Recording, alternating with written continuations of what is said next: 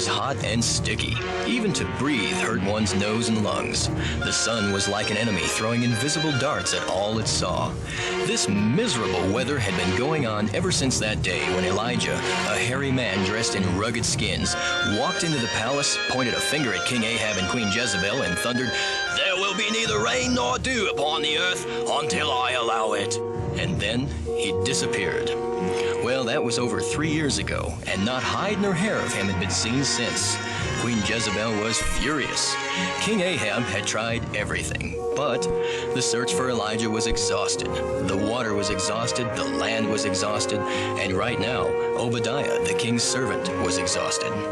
King Ahab and Obadiah had divided the land between them, looking for any hidden water or grass that might help keep some of the palace livestock alive.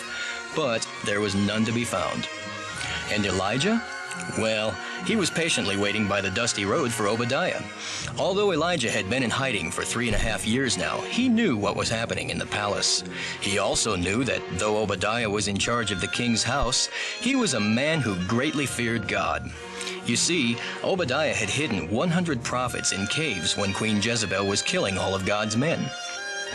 Now, at last, Elijah could see Obadiah approaching on his horse, like a mirage, drifting across the sun-baked land. As he drew near, Obadiah suddenly saw the prophet standing directly in his path. Staring at him in disbelief, the servant dismounted and asked, "Is it you, Elijah?" "Yes, it is I," the prophet roared. "Go and tell your king Ahab that I want to see him." "What have I done that you want to destroy me? The king will kill me." "I don't want to hurt you, Obadiah. What do you mean?" "King Ahab hates you. Surely you know that he's searched everywhere for you since that day when you stopped the rain and dew from falling. He's making the people swear that they don't know where you're hiding and promise to bring you in if they find you. Suppose I go tell him that you're here, and while I'm away, the Spirit of God carries you off. Why, the king will be so angry he'll kill me for sure." "Obadiah, you have my word. I'll wait right here. Now go, get your king, and hurry." So, Obadiah jumped on his mount and galloped off as fast as he could to find King Ahab, and soon the two of them returned, their horses white with sweat. King Ahab was ready to unload on Elijah. "So, here you are, you troublemaker. You've brought a curse upon Israel." Elijah descended on Ahab like a thunderbolt. "It is not I, but you and your family who have troubled Israel. You have forgotten God's commandment and followed the Baals, worthless idols, and killed God's servants." Ahab's face distorted with anger. "How dare you accuse your king?" "I am only saying what all Israel should know. God is punishing us because you have forsaken him and his law. You and Jezebel have gone out of your way to do evil." "But I serve God too. After all, I've even named 2 of my sons after him. How can you say that I have forsaken the God of Israel?" "You cannot serve 2 gods, and neither can the people of Israel. It is time to decide who is the true God, Baal or the Lord." "Decide who is the true God, huh? And just how do you plan to do that?" "Have all of Israel meet me at Mount Carmel by the sea.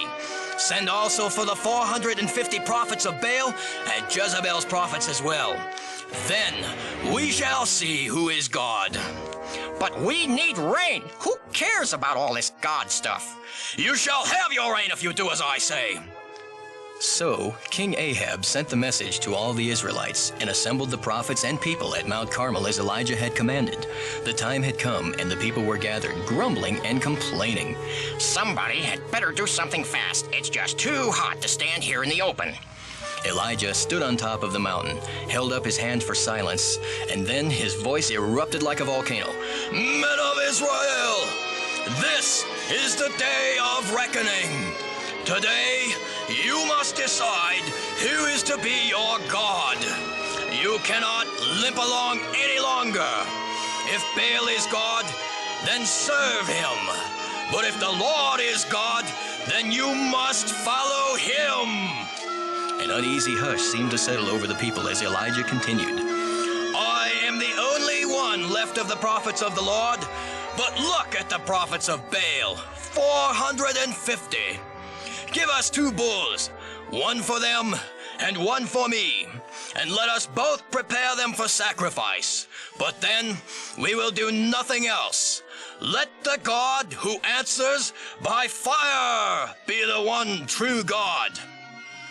The people looked at one another in amazement and muttered among themselves, "Let God set his own sacrifice on fire?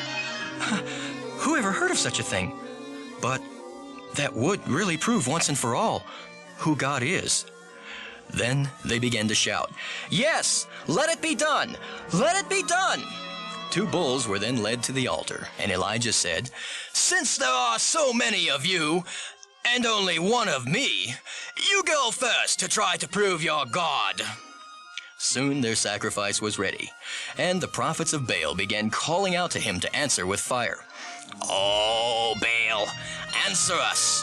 Oh, Baal, send the fire!" After a while, they began jumping around and screaming at the top of their lungs, "Oh, Baal, hear us! Hear us!" Why, some of them even tried cutting themselves to get his attention, while Elijah and the people just watched and waited. At noon, Elijah began to mock them, saying, "Cry louder! Maybe your God can't hear your feeble mumblings. Maybe he's thinking. Or maybe he's just taking a nap. I know! Perhaps he's gone on a trip. There was laughter from the crowd, but no fire from Baal.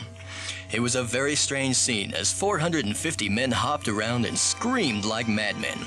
But absolutely nothing happened, and the burning sun seemed to look down on all of them in blazing contempt. Finally, in the evening, when it was obvious that Baal could do nothing, Elijah went over to a broken-down, abandoned altar, and taking 12 large stones, he rebuilt it, saying to the people, "These stones represent the 12 tribes of Israel." After finishing, he dug a trench around it and put wood on the altar. He then killed the bull and, cutting it into pieces, laid it on the altar also. Then he ordered some men, "Pour 4 jars of water from the sea all over the altar." When it was done, he then commanded, "Do it a second time." And when they were finished, he called, "Fill the jars and do it a third time." Well, by now the meat and the wood were soaked, and water had even run down the sides of the altar and filled the trench. "What was Elijah up to?" the people whispered. Then Elijah began to pray. "O Lord, God of Abraham, Isaac, and Israel, let us know today that you are the true God in Israel, and that I am your servant. Show these people that everything I have done was ordered by you. Answer me now, so that they may know that you are God. Only you can change the hearts and minds of this nation, and I pray that you will do it now." Then, like a mighty comet from heaven, a great ball of fire came thundering to earth and completely engulfed the altar in flames. It burned the wood, the meat, the stones, the water in the trench. Why, it even burned the dust. When it was over, not a sign of the altar remained. It was gone. The people, terrified and trembling, fell to the ground and began exclaiming, "The Lord! The Lord! He is God! The Lord! He is God!" Then Elijah shouted, "The prophets of Baal! Seize them! Not one must escape!" When this was done, Elijah climbed again to the top of Mount Carmel with a servant. He bowed down upon the earth and put his face between his knees, and after a moment said to his servant, "Go and look toward the sea." The servant took off running, looking in every direction, but could find nothing. Not a cloud in the sky. Just the sinking sun still singeing everything with its heat. Returning, he told Elijah, "There is nothing." "Go look again." So back and forth the servant ran 2, 3, 4, 5, 6, 7 times, until there it was. A cloud, so tiny, no bigger than a man's hand, rising out of the sea. Elijah said, "Quickly, go tell King Ahab to get his chariot and find shelter, or the rain will be upon him." The king rode off to the city Jezreel, horses' manes and hoofs flying as they raced down the road. But suddenly, the Spirit of the Lord was upon Elijah. Gathering his clothes about him, he began to run with seemingly no effort. He passed Ahab in his kingly chariot, and, outrunning all the horses, he got to Jezreel first. He had run nearly 20 miles. Well, it was pitch black now, and it was raining. All in all, it had been a mighty interesting day, to say the least. God had proved that he was God, and now was blessing the land with rain, beautiful wet rain. The land, like the people, seemed to raise its face to the evening sky to be caressed by each drop. The sound of the rain seemed to be chanting, "The Lord, He is God. The Lord, He is God. The Lord, He is God."